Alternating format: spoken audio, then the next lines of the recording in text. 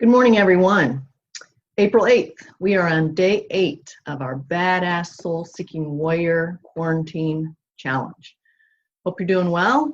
I read a little bit yesterday on some of my social media that some of my pals were having a rough day.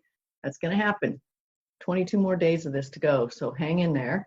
And so let's start out this morning. Got my Beatitudes pack out. What do you say we pick a card? I'm just going to randomly do this for myself, and if you guys want to use this as your focus of the day along with me, knock yourselves out. What do I got here? I picked strong. Good one. It means be in good and sound health. Be robust. I like that. As a matter of fact, I was thinking when I was driving into my office this morning, there is absolutely no reason whatsoever for any of us to come out on the other side of this quarantine in poorer health than we went in.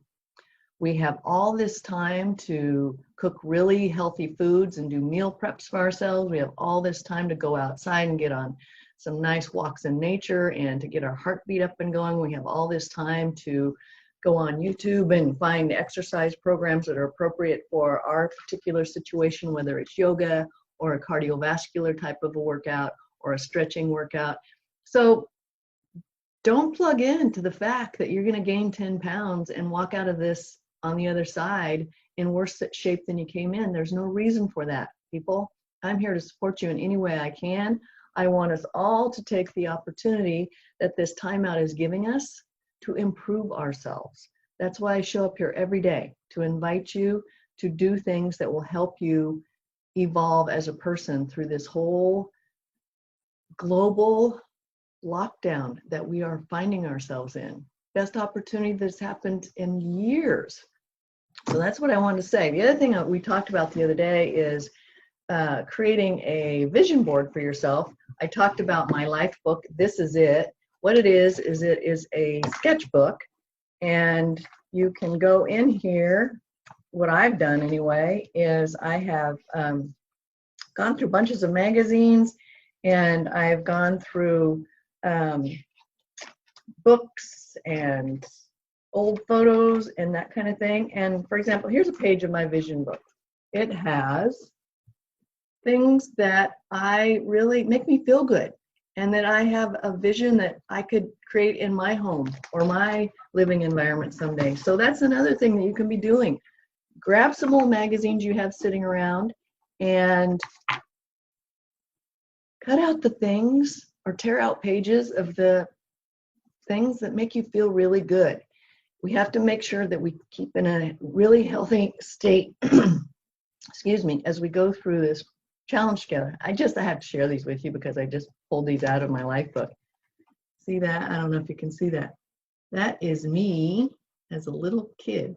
How fat and chubby and cute is that? There's another one. So anyway, have some fun with that. Go through some old photographs. Help yourself feel good. Stay in a state of gratitude and joy and good health, both mind, body, and spirit. All right? Lastly, I need some suggestions for some good books. Unlike many of you, I have not had much of a break during this.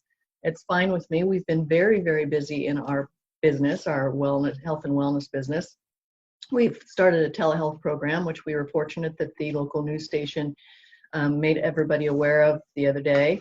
And so I've been pretty busy. I'm still in the midst of attempting to work with the SBA and getting one of these Paycheck Protection Program loans for our staff so we can keep them here and going for as long as it takes. So I'm looking for some good book suggestions. I love to read. I'm not a TV watcher. I'm not a go home and just numb myself with what do they call it, binge watching things. It's not my thing. Doesn't mean it's a bad thing.